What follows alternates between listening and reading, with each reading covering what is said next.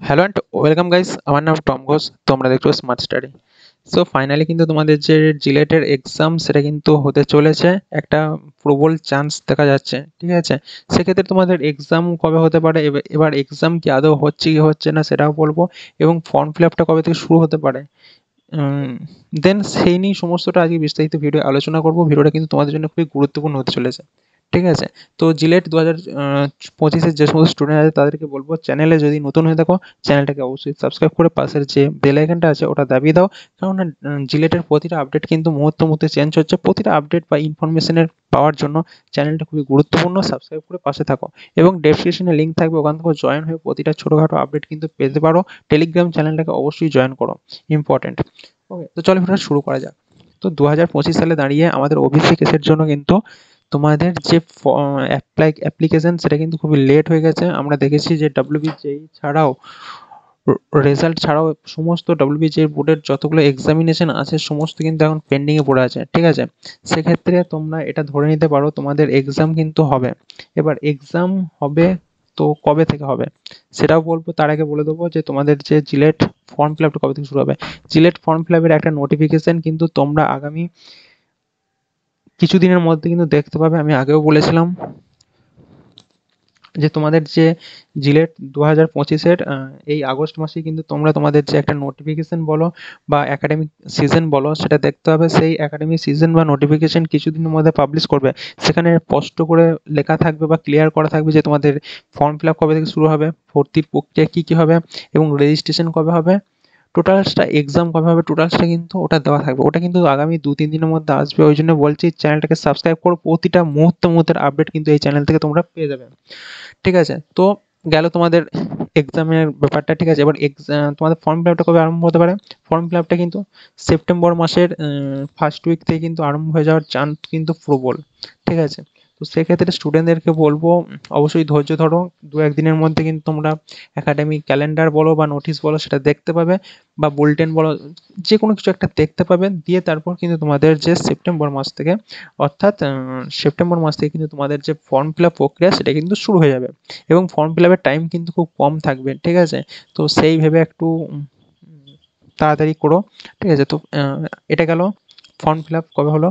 এবার আসছে তোমাদের এক্সাম হচ্ছে। ঠিক আছে, এক্সাম কিন্তু হচ্ছে, এটা প্রায় 90% চান্স এক্সাম হচ্ছে।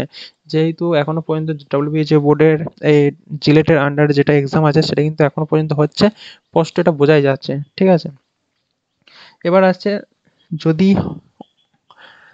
আমার মতে তো হচ্ছে, তোমাদের কি মতামত সেটা কিন্তু অবশ্যই কমেন্ট বক্সে জানিও। এবার অনেকে কমেন্ট করবে, দাদা তাহলে তো এআইসিটি এর তরফ থেকে যে দিয়েছে সেটা তো 15ই সেপ্টেম্বরের মধ্যে কিন্তু ক্লাস শুরু করার কথা বলে দেওয়া হয়েছে। ঠিক আছে, এআইসিটির যে ব্যাপারটা সেটা কিন্তু আমি বলবো অনেক অনেক সময় আমাদের ল্যাটারাল এন্ট্রির ক্ষেত্রে খাটে না। ঠিক আছে, মানে ল্যাটারাল এন্ট্রির ক্ষেত্রে ওটা সবসময় গ্রাহ্য হয় না, একটু এদিক ওদিক হয়ে থাকে। ঠিক আছে, এবারেও কিন্তু সেম প্রসেসই হতে চলেছে। ঠিক আছে, তো এআইসিটির ওই নোটিশটা নিয়ে এটার সাথে কোনো কিছু করার দরকার নেই।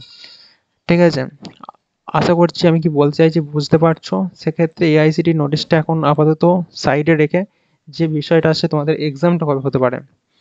ঠিক আছে, এবং এক্সাম না হলেও কি করবে সেটাও বলে দিচ্ছি। তোমাদের এক্সাম হওয়ার কিন্তু ডেট কিন্তু মাত্র 4টে আছে, 4টে রবিবার আছে। ঠিক আছে, 7, 14, 21, 28।